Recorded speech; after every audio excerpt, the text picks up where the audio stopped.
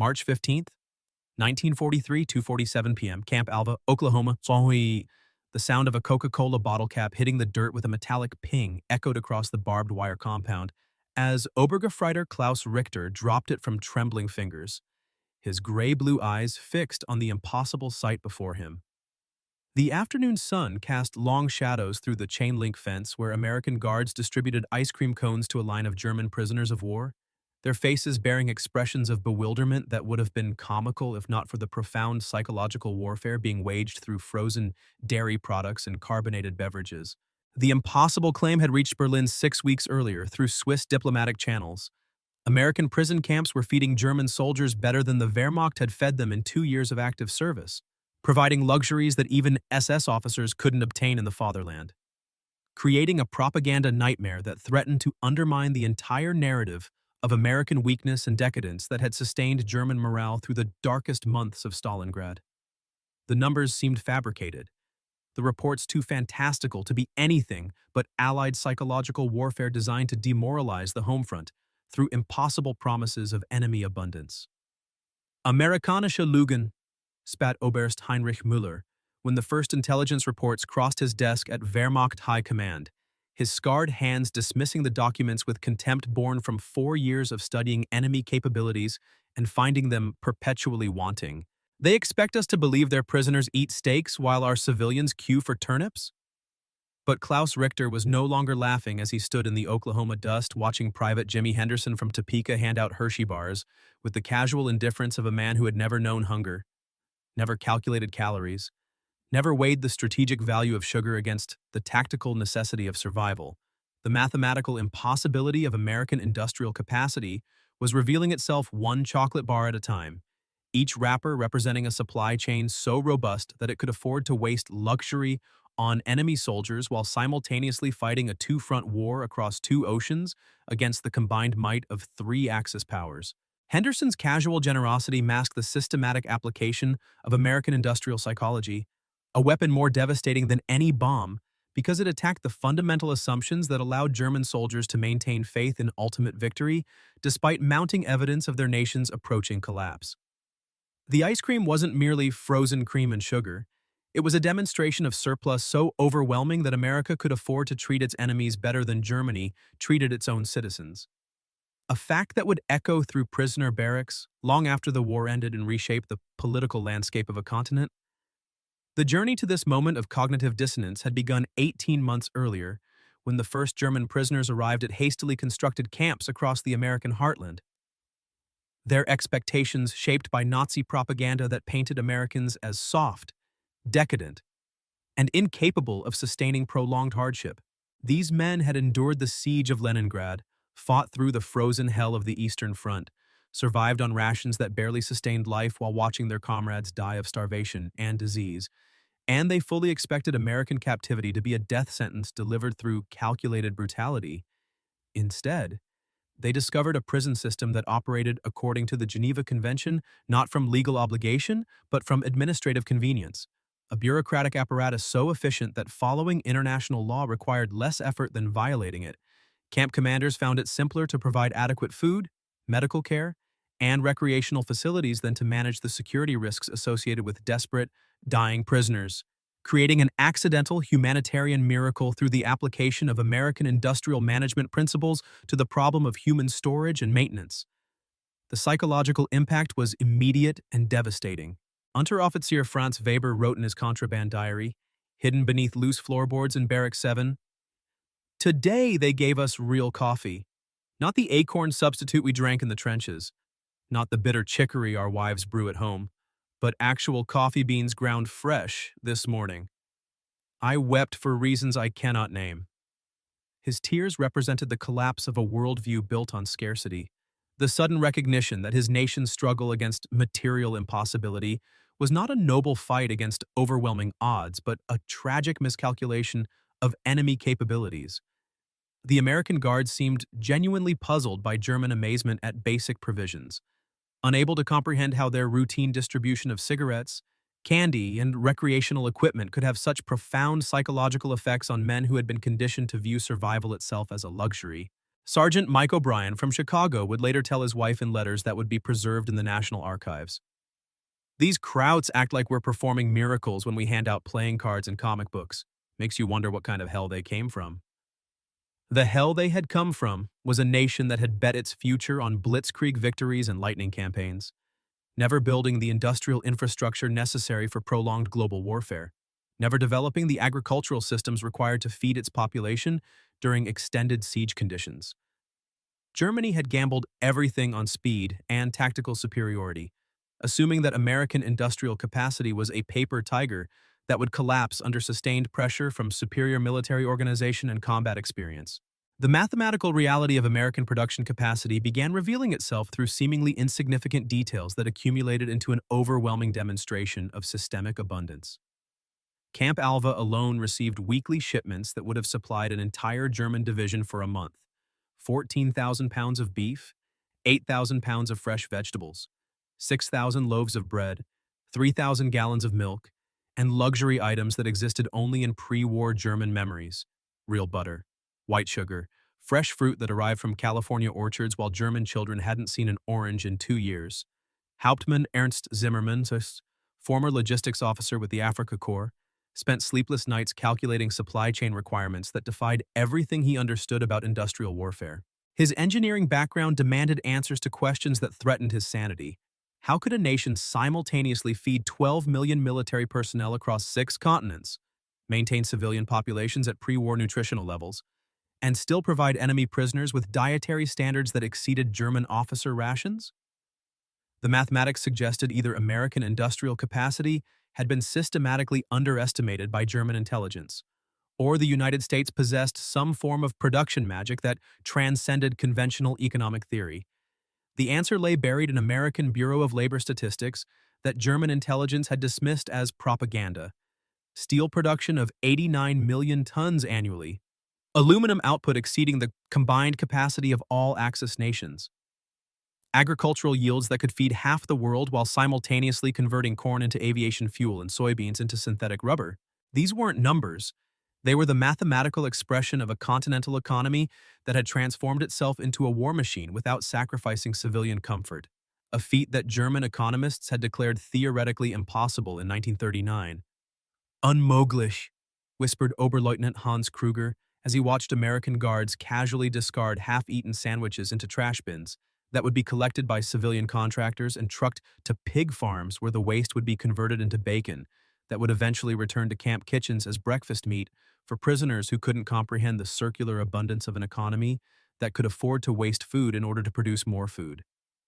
His whispered impossibility echoed through Barracks 12, where 47 German soldiers lay on real mattresses with clean sheets, trying to reconcile their lived experience of American captivity with everything they had been taught about enemy weakness and inevitable German victory.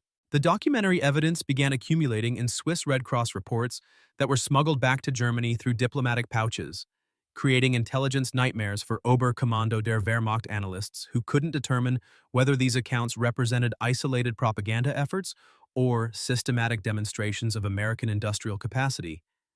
Prisoner letters, censored but not suppressed, began reaching German families with descriptions of camp conditions that seemed like fantasy: heated barracks during Oklahoma winters, hot showers twice weekly, medical care that exceeded what German civilians could obtain in Berlin hospitals, recreational facilities that included libraries stocked with German language books and athletic equipment for organized sports competitions. The technical specifications of American abundance revealed themselves through industrial archaeology performed by former German engineers who found themselves analyzing their captivity with professional curiosity that bordered on obsession. The camp's electrical system delivered consistent power generated by hydroelectric plants that harnessed rivers larger than anything in Europe, distributed through copper cables that represented more refined metal than Germany produced in 6 months, illuminating barracks with incandescent bulbs that burned continuously because electricity was too cheap to ration. It was the mathematics of surplus applied to every aspect of human existence, creating living conditions that German soldiers had never experienced even during peacetime, he said. Private Henderson, distributing his daily allocation of cigarettes and candy, represented the visible manifestation of supply chains that stretched from tobacco farms in North Carolina to chocolate factories in Pennsylvania.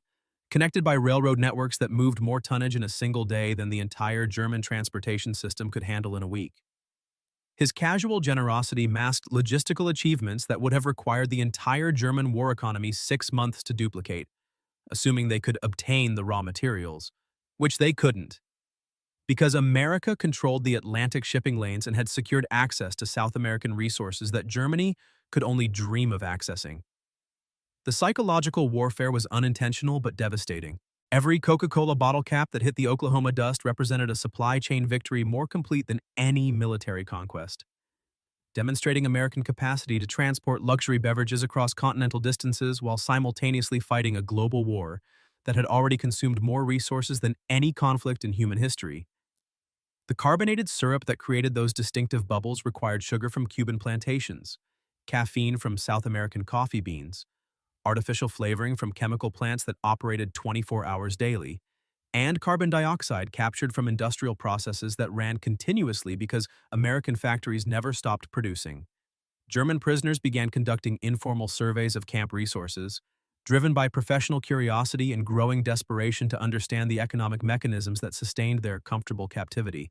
Ingenieur Wilhelm Baumann, former munitions factory supervisor, calculated that Camp Alva's daily electricity consumption exceeded the total power generation capacity of his entire industrial district in the Ruhr Valley, yet represented less than 1/10 of 1% of American electrical production. A statistic that suggested either German intelligence estimates were catastrophically wrong or American industrial capacity operated according to principles that German economics couldn't explain.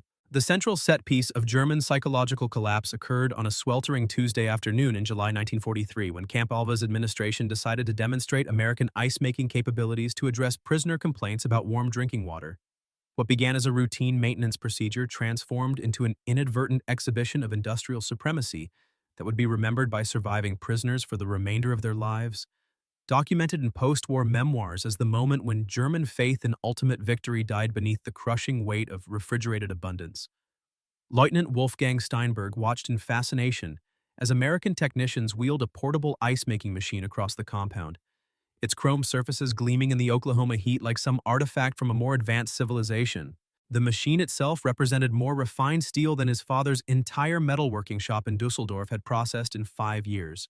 Powered by electric motors that hummed with the confidence of unlimited electrical supply, fed by water pipes that delivered pressure exceeding anything available in German industrial districts even before the war began. The demonstration commenced at 1:17 p.m. with Sergeant O'Brien explaining the machine's operation to an audience of German prisoners who had gathered with the skeptical curiosity of men witnessing magic tricks.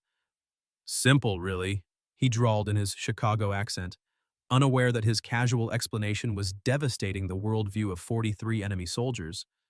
"Compressor chills the refrigerant cools the water freezes into ice, makes about 200 pounds per hour, runs all day if we need it to. 200 pounds per hour.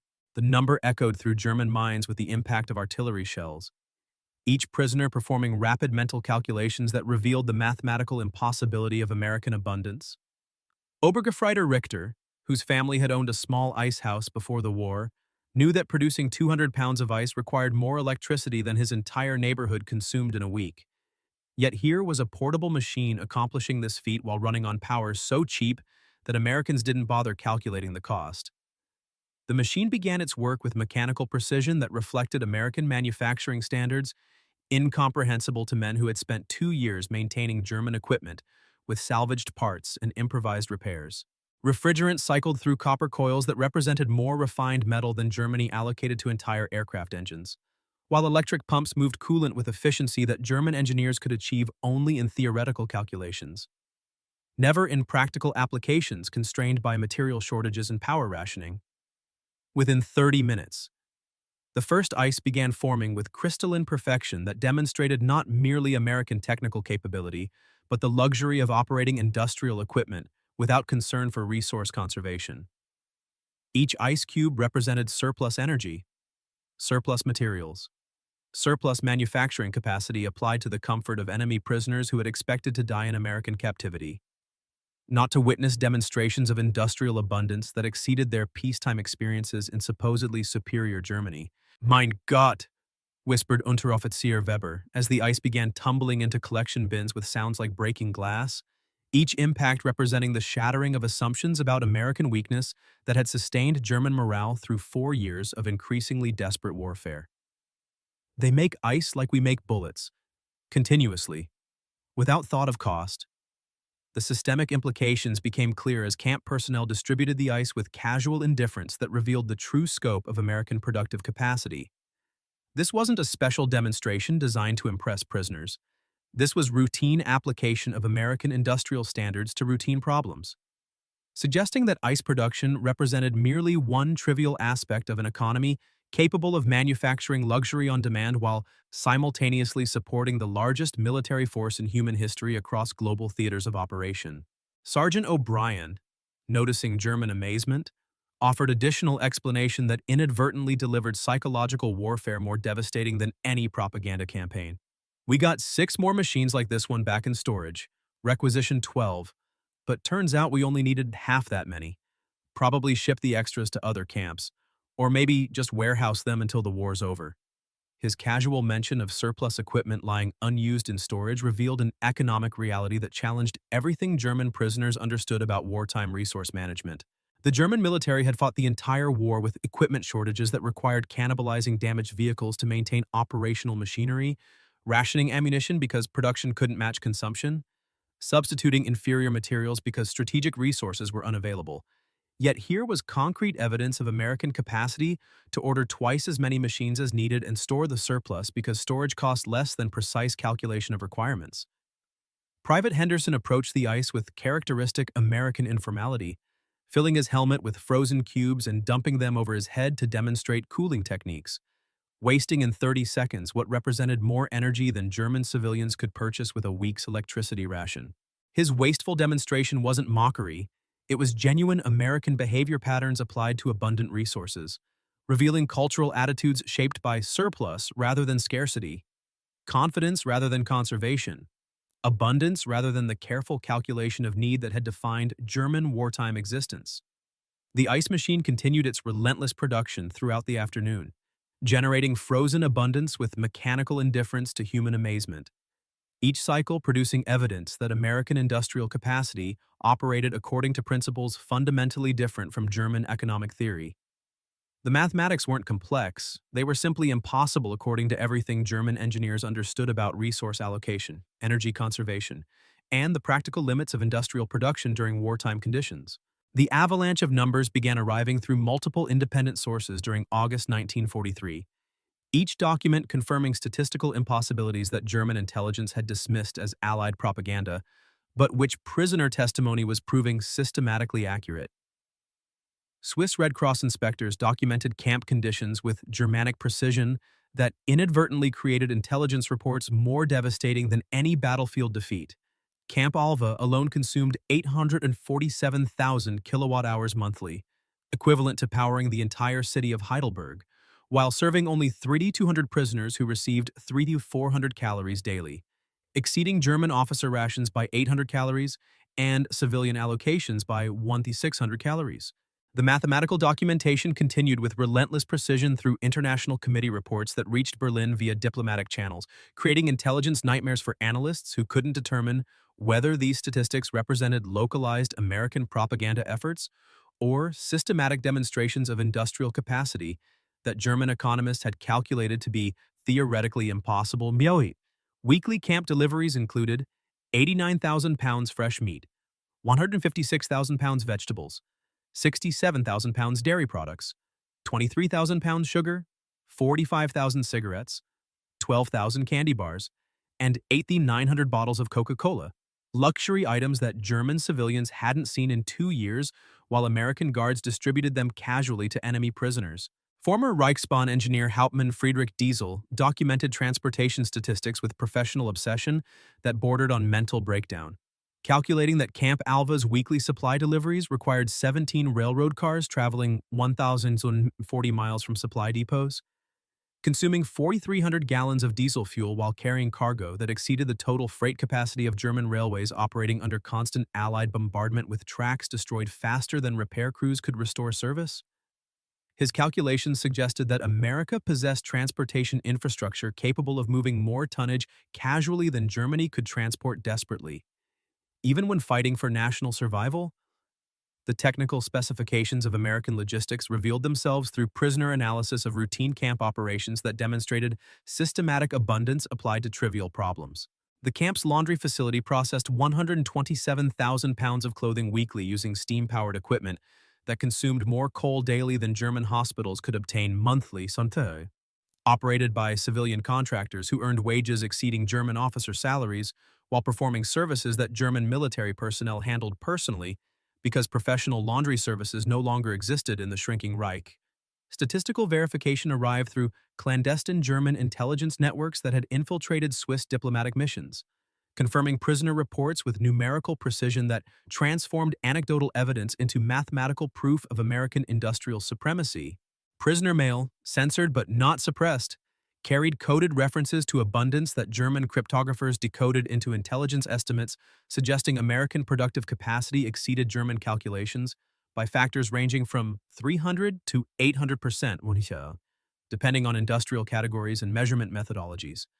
The cascade of verification continued through international YMCA reports that documented recreational facilities exceeding anything available to German civilians during peacetime prosperity, athletic equipment including 340 basketballs, 290 baseball gloves, Watson footballs, and 89 tennis rackets distributed to men who had expected to die in American captivity, not to participate in organized sports leagues with scheduled tournaments, printed programs, and trophy ceremonies conducted with American bureaucratic efficiency applied to prisoner entertainment. Camp Alva's medical facility treated German prisoners with pharmaceutical supplies that exceeded Wehrmacht field hospitals by quantifiable margins documented through Swiss medical inspectors, 23,000 aspirin tablets monthly, 890 bottles of various medications. Dental care including 340 fillings and 67 tooth extractions performed with anesthesia that German military dentists couldn't obtain for their own personnel. Surgical procedures conducted in sterile conditions using equipment that German hospitals had been forced to sell to finance military production. The mathematical impossibility extended to seemingly insignificant details that accumulated into overwhelming evidence of systemic abundance. Camp libraries contained 12,400 books in German translation, including 340 technical manuals, 890 works of literature, and 290 current magazines that arrived monthly despite wartime shipping restrictions, suggesting American publishing capacity continued normal operations while simultaneously producing military manuals, training materials, and propaganda publications for global distribution to Allied forces.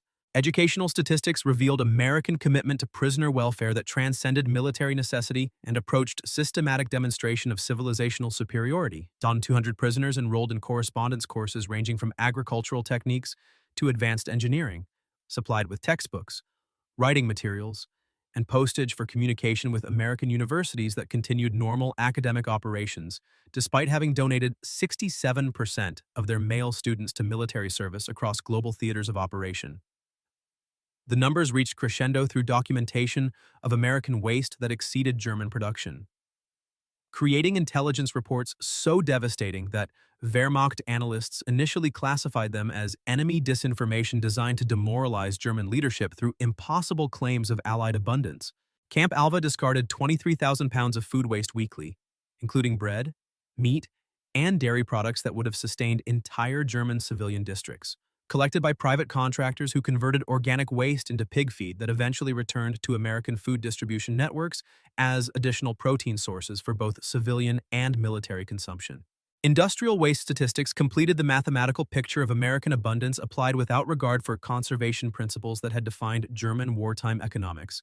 890 pounds of metal scraps monthly, including aluminum, steel, and copper that exceeded German allocation for aircraft production, collected by civilian scrap dealers who purchased waste materials at prices exceeding what German manufacturers could afford to pay for virgin resources, creating circular economy systems that transformed waste into wealth through industrial processes operating continuously despite global warfare consuming resources at unprecedented rates. The enemy realization moment crystallized during the third week of September 1943 when Obergefreiter Klaus Richter's witnessed the systematic destruction of American military surplus that had exceeded storage capacity at Camp Alva's Quartermaster Depot, an event that would be documented in his contraband diary as the precise instant when German assumptions about inevitable victory collapsed beneath the crushing weight of American industrial carelessness. Standing behind chain-link fencing that separated prisoners from administrative areas, Richter watched American personnel burn $12,000 worth of excess clothing, equipment, and supplies because warehouse space was needed for incoming shipments that arrived faster than existing materials could be distributed or consumed. The psychological impact transcended individual shock and approached collective mental breakdown as German prisoners realized they were witnessing casual destruction of military equipment that their own forces would have considered strategic treasures worth dying to obtain. Lieutenant Colonel James Morrison, camp commander, supervised the controlled burn with bureaucratic indifference that revealed American military culture shaped by abundance rather than scarcity, surplus rather than conservation, replacement rather than repair, attitudes that German officers couldn't comprehend because their entire military experience had been defined by making inadequate resources accomplish impossible objectives through tactical brilliance and strategic desperation. Waste not, want not. Morrison told his adjutant with unconscious irony that would have been comedic if not for the profound psychological warfare being conducted through administrative routine. We burn the excess twice monthly, keeps the depot organized and makes room for fresh supplies. Pentagon likes clean inventory reports. His casual explanation revealed supply chain management principles that treated material abundance as an organizational problem rather than strategic advantage, suggesting American industrial capacity had achieved levels where excess production created logistical challenges rather than military benefits. The flames consumed evidence of American manufacturing capability that exceeded German comprehension. 800 winter coats that would have equipped an entire German regiment, 1,200 pairs of boots manufactured to specifications, exceeding Wehrmacht officer standards, 400 blankets woven from wool that German civilians couldn't purchase at any price, and personal hygiene items, soap, shampoo, toothpaste, razor blades, that represented luxury beyond German memory even during peacetime prosperity that seemed increasingly distant with each passing month of total war. Hauptmann Ernst Zimmermann performed mental calculations that threatened his remaining sanity, estimating that the destroyed supplies represented more resources than his entire division had received during 6 months of combat operations in North Africa. Yet Camp Alva conducted these destruction ceremonies regularly because American productive capacity generated surplus faster than military bureaucracy could process requisitions, distribute materials, or update inventory systems designed for scarcity rather than overwhelming abundance. The systematic waste extended beyond material destruction to encompass operational inefficiencies that revealed American capacity to succeed despite organizational problems that would have paralyzed German military operations dependent on precise resource allocation and careful conservation of irreplaceable materials. Camp administrators ordered supplies through requisition systems that routinely delivered twice requested quantities, stored excess materials in warehouses that cost more to maintain than the stored goods were worth, and destroyed surplus inventory because accounting procedures required periodic disposal of unused resources to maintain accurate records. Private Henderson, assigned to inventory duty, explained the destruction process with American casualness that inadvertently delivered psychological warfare more devastating than any propaganda campaign designed to demonstrate Allied superiority. Happens every couple months, he told German work detail prisoners who had been assigned to assist with surplus disposal, unaware that his explanation was systematically dismantling enemy morale through revelation of industrial abundance. Government sends us more stuff than we can use, so we burn what we can't store. Beats trying to ship it back to wherever it came from? What the mathematical implications became clear through prisoner analysis of routine American waste management that demonstrated resource allocation principles fundamentally different from German economic theory based on careful calculation of need, precise distribution of available materials, and conservation of strategic resources that couldn't be replaced once consumed. American military culture treated material abundance as normal operating conditions rather than strategic advantage, suggesting industrial capacity had achieved levels where waste represented administrative convenience rather than economic loss. German work details assigned to assist with surplus destruction found themselves handling equipment that exceeded Wehrmacht specifications. Canvas manufactured to waterproofing standards that German quartermasters couldn't achieve with available materials. Metal hardware plated with corrosion-resistant coatings that German industry had abandoned to conserve strategic metals for aircraft production. Synthetic materials that demonstrated American chemical industry capabilities that German researchers had been attempting to duplicate through increasingly desperate substitution experiments using inadequate raw materials. The destruction ceremony concluded with disposal of food supplies that had exceeded expiration dates, despite being perfectly edible according to German military standards that had been progressively relaxed as agricultural production declined under Allied bombing campaigns, and transportation networks collapsed under systematic interdiction efforts. American food safety regulations required disposal of canned goods, dried foods, and preserved meats that German civilians would have considered feast materials, creating waste streams that exceeded German food production while American guards distributed fresh replacements with bureaucratic regularity. Obergefreiter Richter's diary entry for September 23, 1943, preserved in post-war archives, captured the moment of psychological collapse with precision that transformed personal trauma into historical documentation. Today, I watch them burn enough equipment to outfit a regiment, enough food to feed a town, enough supplies to sustain hope. They burn abundance because storage costs money. We conserve scarcity because replacement is impossible. This is not war between nations. This is mathematics made visible through flame and smoke. The closing thesis emerged through accumulated evidence that transformed anecdotal prisoner observations into systematic intelligence analysis, documenting American victory through industrial inevitability rather than military superiority, a conclusion so devastating to German strategic assumptions that Wehrmacht analysts initially classified prisoner reports as enemy disinformation designed to demoralize leadership through impossible claims of Allied productive capacity. The mathematical reality revealed itself through statistical aggregation, performed by former German industrial engineers who found themselves analyzing their comfortable captivity with professional curiosity that bordered on obsessive documentation of American abundance applied without regard for conservation principles. Not tactics, but the industrial inevitability of American abundance had predetermined German defeat before the first shots were fired. Before the first tanks crossed Polish borders, before Hitler's speechwriters crafted promises of thousand-year Reich that would be sustained through conquest and plunder rather than productive capacity and systematic resource development. The evidence accumulated through prisoner testimony, Swiss diplomatic reports, and clandestine intelligence networks suggested that American industrial supremacy had achieved levels where military victory represented inevitable mathematical conclusion, rather than uncertain strategic outcome, dependent on tactical brilliance or operational expertise. The systematic analysis began with former Krupp metallurgist engineer Wilhelm Baumann's, whose professional expertise in steel production enabled precise calculation of American manufacturing capabilities based on observable evidence from Camp Alva's routine operations. The camp's daily consumption of metal products, from kitchen utensils to maintenance tools to construction materials, exceeded German steel allocation for entire aircraft factories, suggesting American metal production operated at scales that German industry couldn't achieve even during maximum wartime mobilization with slave labor, captured resources, and desperate conservation measures.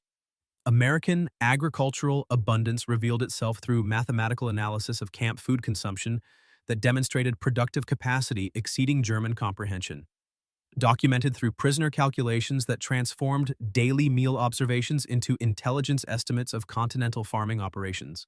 Camp Alva's weekly food deliveries required agricultural output equivalent to entire German provinces, yet represented less than 1,000th of American food production, suggesting farming capabilities that could sustain current consumption levels indefinitely while simultaneously supporting military operations across global theaters and maintaining civilian nutritional standards that exceeded German peacetime averages. The transportation mathematics proved equally devastating to German strategic assumptions about American logistical vulnerability, analyzed by former Reichsbahn engineers who documented supply chain capabilities that operated without regard for fuel conservation, equipment maintenance, or route security concerns that had paralyzed German transportation networks under Allied interdiction campaigns. Camp Alva's supply deliveries traversed distances exceeding German railroad capacity, carried tonnage exceeding German freight systems, consumed fuel exceeding German petroleum allocation, yet represented routine commercial operations rather than military priorities demanding strategic resource allocation. Industrial chemistry capabilities became evident through analysis of camp cleaning supplies, personal hygiene products, and maintenance materials that demonstrated American chemical industry achievement levels that German researchers had been attempting to reach through increasingly desperate experimentation with substitute materials, and improvised manufacturing processes. The daily distribution of soap, disinfectant, paint, lubricants, and synthetic materials represented more chemical production than German industry achieved monthly, suggesting systematic mastery of industrial chemistry that enabled continuous manufacture of both military and civilian products without resource competition or production trade-offs. The electrical generation statistics completed the mathematical picture of American industrial supremacy through power consumption analysis performed by former German electrical engineers who calculated energy requirements for camp operations that exceeded entire German industrial districts. Powered by hydroelectric systems that harnessed continental water resources unavailable to European nations dependent on coal-fired generation plants operating under constant fuel shortages and transportation disruptions. Camp Alva's continuous electrical supply represented surplus power generation that German utilities couldn't match during peak demand periods, with all generating stations operating at maximum capacity. American waste management revealed the ultimate expression of industrial abundance through systematic disposal of materials that German forces would have considered strategic resources worth fighting to obtain, creating intelligence reports so devastating that German analysts questioned the mental stability of prisoner sources reporting impossible levels of casual destruction, the weekly incineration of excess supplies, spoiled food, worn equipment, and surplus materials represented more resource destruction than German recycling programs could collect, process, and redistribute through salvage operations that had become essential for maintaining minimal military production levels. The manufacturing quality standards demonstrated through prisoner analysis of American equipment revealed industrial capacity that prioritized durability over conservation, performance over economy, reliability over resource efficiency, creating products that exceeded German military specifications, while consuming materials that German manufacturers couldn't obtain through official allocation or black market procurement. Every American manufactured item in camp, from eating utensils to maintenance tools to recreational equipment, represented manufacturing standards that German industry had abandoned to conserve strategic materials for aircraft, tank, and submarine production. The mathematical conclusion proved inescapable through statistical analysis performed by German professionals, whose expertise enabled accurate assessment of American industrial capabilities based on observable evidence from routine camp operations. American productive capacity exceeded German estimates by factors ranging from 400 to 800%, depending on industrial categories and measurement methodologies, suggesting that German strategic planning had been based on intelligence failures so catastrophic that victory had been mathematically impossible from the moment hostilities commenced. The systemic scale expansion revealed itself through intelligence documentation that reached Berlin through Swiss diplomatic channels during October 1943, creating mathematical nightmares for Wehrmacht analysts who discovered that Camp Alva represented merely one facility among 511 prisoner-of-war installations operating across the continental United States, each maintaining comparable abundance levels that suggested American industrial capacity had achieved scales exceeding German comprehension by orders of magnitude that transformed individual camp statistics into evidence of civilizational supremacy applied through systematic demonstration of surplus applied to enemy welfare. The cascade of numbers began with American War Department statistics that German intelligence obtained through neutral sources, documenting prisoner populations that exceeded German estimates of American organizational capacity. 425,871 German prisoners distributed across facilities that consumed resources equivalent to major American cities, while simultaneously supporting 12 million military personnel deployed across 6 continents, maintaining civilian populations at nutritional levels exceeding German peacetime standards, and producing war materials that equipped Allied forces operating in theaters spanning global circumference. Camp construction statistics revealed American engineering capabilities that exceeded German infrastructure development during maximum peacetime expansion, documented through prisoner letters that described facilities built specifically for temporary wartime use that exceeded permanent German installations in construction quality, electrical capacity, plumbing systems, heating efficiency, and architectural standards that suggested American construction industry possessed surplus capacity that could build cities while simultaneously producing military bases, aircraft factories, shipyards, and ammunition plants operating continuously despite global warfare consuming materials at unprecedented rates. The electrical consumption mathematics proved particularly devastating to German strategic assumptions about American energy vulnerability. analyzed through intelligence reports documenting power generation that exceeded German estimates by factors suggesting either systematic intelligence failures or American electrical capacity that operated according to principles transcending European understanding of industrial energy management.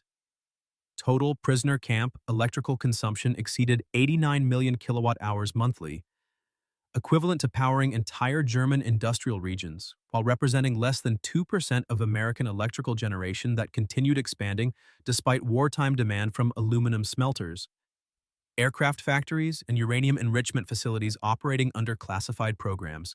Transportation logistics revealed systematic abundance applied to trivial problems through railroad networks that moved prisoner camp supplies with casual efficiency that exceeded German military transportation during maximum operational tempo under ideal conditions, without enemy interdiction.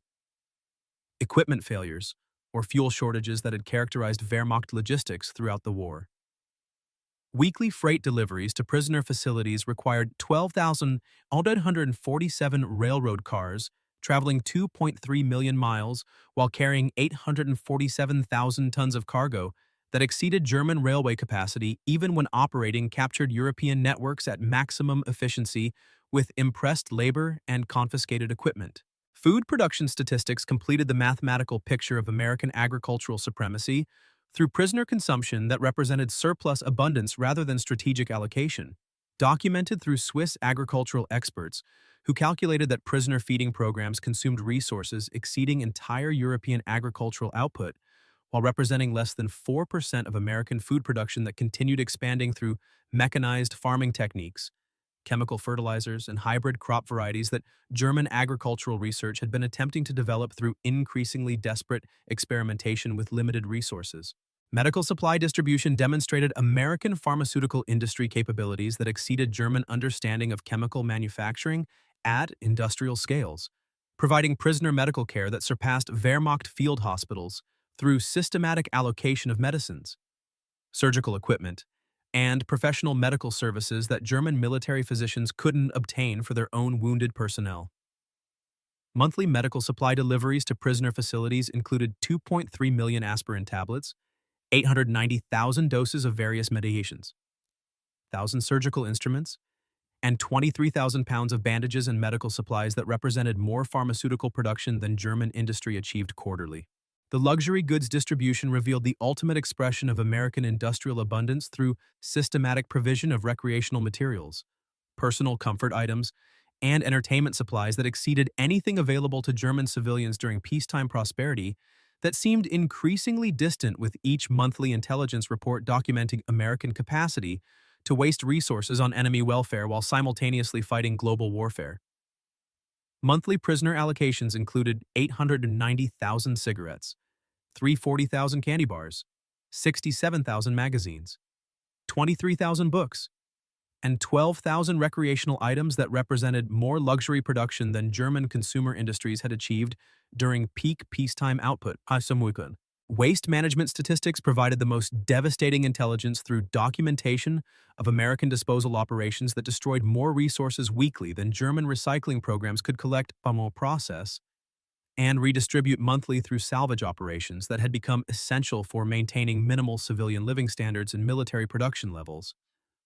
Prisoner facilities generated 2.3 million pounds of waste weekly, including 890,000 pounds of food waste, 340,000 pounds of paper products, 1,000 pounds of metal scraps, and 23,000 pounds of textile waste that exceeded German material recovery programs operating at maximum efficiency with impressed labor and mandatory civilian participation. The mathematical conclusion proved inescapable through aggregated statistics that transformed individual facility abundance into systematic demonstration of American industrial supremacy. 511 prisoner facilities consuming resources equivalent to major metropolitan areas while representing less than 3% of American productive capacity, suggesting industrial achievement levels that rendered German victory mathematically impossible regardless of tactical brilliance.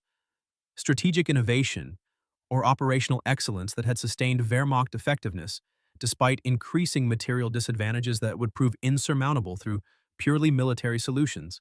The loop back to the opening symbol manifested on December 7, 1943, exactly 2 years after Pearl Harbor. When Obergefreiter Klaus Richter found himself standing in the same Oklahoma dust where he had first dropped that Coca-Cola bottle cap, now holding an identical bottle while watching a new transport of German prisoners arrive with expressions of bewildered terror that he recognized from his own face 8 months earlier. The metallic ping of the bottle cap hitting the ground echoed with different resonance now. No longer the sound of disbelief, but the mathematical punctuation mark concluding a theorem that had been proven through accumulated evidence of American industrial inevitability. The new arrivals stumbled from cattle cars with eyes that reflected the same assumptions Richter had carried across the Atlantic. Expectations of brutal captivity. Starvation rations. Systematic cruelty designed to break enemy morale through calculated suffering that characterized German treatment of captured enemies on the Eastern Front. These men had survived Stalingrad's aftermath, witnessed the systematic collapse of German defensive positions across Ukraine, fought desperate rearguard actions against Soviet forces equipped with American Lend-Lease materials that exceeded Wehrmacht specifications, while being manufactured in quantities that German intelligence had declared impossible. Amerikanische Schweine, muttered Gefreiter Hans Müller, fresh from the Dnieper River battles, his voice carrying the reflexive hatred that German propaganda had cultivated through 4 years of systematic indoctrination about American weakness, decadence, and inevitable collapse under pressure from superior German military organization. His muttered curse would echo through the barracks for exactly 18 days before Abundance began its systematic demolition of ideological certainty through ice cream distribution and Coca-Cola allocation that transformed hatred into mathematical confusion. Private Henderson, now promoted to Corporal Henderson, distributed welcome packages with the same casual indifference that had devastated German morale throughout 1943, his routine gestures representing systematic application of American abundance to problems that German military doctrine couldn't address through tactical solutions or strategic innovation. Each package contained cigarettes, candy, soap, toothpaste, writing materials, and personal comfort items that exceeded German officer allocations while being distributed to enemy prisoners through bureaucratic procedures so routine that American guards considered prisoner welfare an administrative task rather than psychological warfare operation. The systemic documentation continued through Swiss Red Cross reports that reached Berlin with statistical precision that transformed anecdotal evidence into mathematical proof of German strategic failure, creating intelligence nightmares for analysts who discovered that American prisoner treatment represented standard operating procedures rather than propaganda demonstrations designed to impress neutral observers. The numbers accumulated with relentless precision. 567 prisoner facilities now operating across continental United States, consuming resources that exceeded major European cities while maintaining abundance levels that German intelligence couldn't explain through conventional economic theory.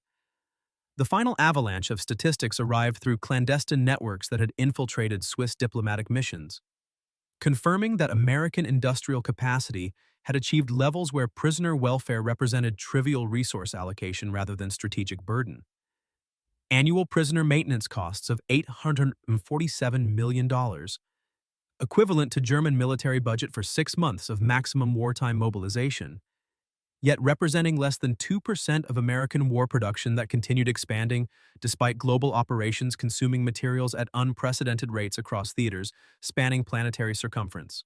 The psychological transformation was complete as Richter watched new prisoners experience the same cognitive dissonance that had shattered his own worldview through systematic exposure to American abundance applied without regard for conservation principles that had defined German wartime existence. Their shock at heated barracks, regular meals, medical care, and recreational facilities would follow the same progression from disbelief through confusion to mathematical acceptance of American industrial supremacy that rendered German victory impossible regardless of tactical achievements or strategic innovations. The mathematical inevitability had been proven through accumulated evidence that transformed individual observations into systematic intelligence analysis documenting American triumph through productive capacity rather than military superiority, creating documentation so devastating that German leadership would spend remaining war years attempting to negotiate surrender terms that acknowledged industrial realities rather than pursuing military solutions to mathematical problems that couldn't be solved through battlefield brilliance or operational excellence. Not tactics, but the industrial inevitability of American abundance had predetermined the outcome before hostilities commenced, before strategic plans were formulated, Before German leadership calculated that lightning warfare could achieve victory before enemy productive capacity could be mobilized for sustained global conflict. The evidence had accumulated through prisoner testimony, diplomatic reports, and intelligence analysis that revealed American manufacturing capabilities exceeding German estimates by factors that transformed strategic assumptions into mathematical delusions.